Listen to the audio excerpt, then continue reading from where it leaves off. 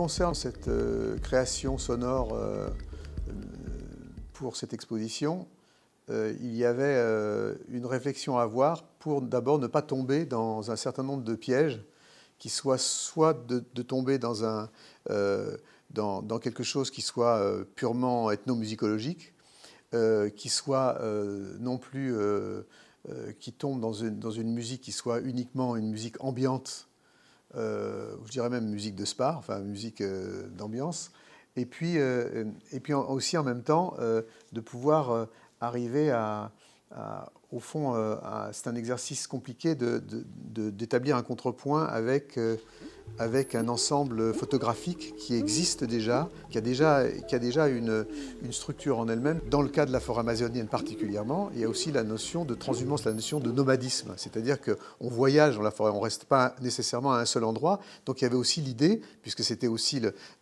puisque l'exposition témoigne justement de ce nomadisme et de cette échelle, c'était justement de pouvoir, au fond, arriver à rendre compte de ce voyage sonore avec tout simplement, comme quand on est dans la nature, avec des sons qui arrivent et qui disparaissent au fil de son déplacement.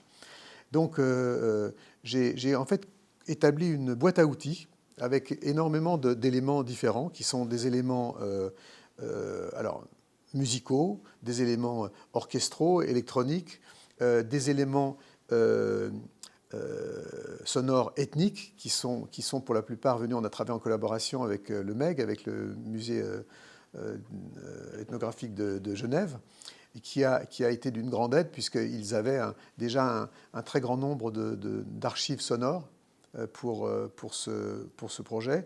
Et donc j'ai puisé dedans d'une manière, pas du tout d'une manière ethnomusicologique ou scientifique, mais de manière poétique, c'est-à-dire en m'attachant plutôt à avoir une approche impressionniste de l'utilisation de ces sons, plutôt que de les relier à telle ou telle photo, ce qui aurait été de toute façon une erreur, puisque la musique, par définition, ne tombera jamais au moment où on regarde telle ou telle autre photo. Donc il ne s'agissait pas du tout de synchroniser quoi que ce soit. Et donc ce voyage, au fond, je l'ai composé comme une sorte de soundtrack, comme une sorte de musique de film par rapport à un film que chacun peut avoir dans sa tête, c'est-à-dire donc une musique qui par définition est aussi mouvante, c'est-à-dire une musique qui évoque le déplacement.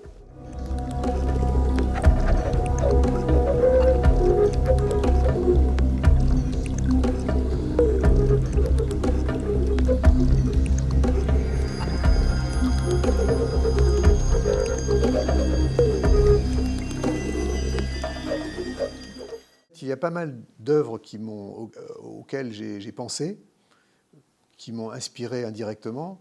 Il y a évidemment la symphonie pastorale, il y a toutes les musiques qui sont des musiques qui sont liées à la nature, toutes les musiques africaines, les musiques faites avec les bâtons de pluie, avec tous les instruments qui ont été développés par rapport au son de la nature. Il ne faut pas oublier que les premiers instruments de l'humanité étaient des instruments qui imitaient les sons de l'environnement naturel. Donc il y a un lien évidemment très fort entre le son et la nature, et l'évolution de la musique et les sons qui nous entourent. La musique électronique d'ailleurs n'y échappant pas. J'ai beaucoup pensé à des œuvres assez différentes. La symphonie pastorale en fait partie. Sketches of Spain de Miles Davis, qui pour moi est certainement une des œuvres qui est très liée à l'environnement et à l'espace. Enfin, j'ai toujours pris comme ça. Et je crois que lui aussi, mais enfin, en tout cas, c'est comme ça qu'on le prend. Il y a aussi, évidemment, toute la musique, je dirais, impressionniste, c'est-à-dire Debussy, Ravel, Debussy en particulier, qui est très lié, dont l'œuvre est très liée à la nature.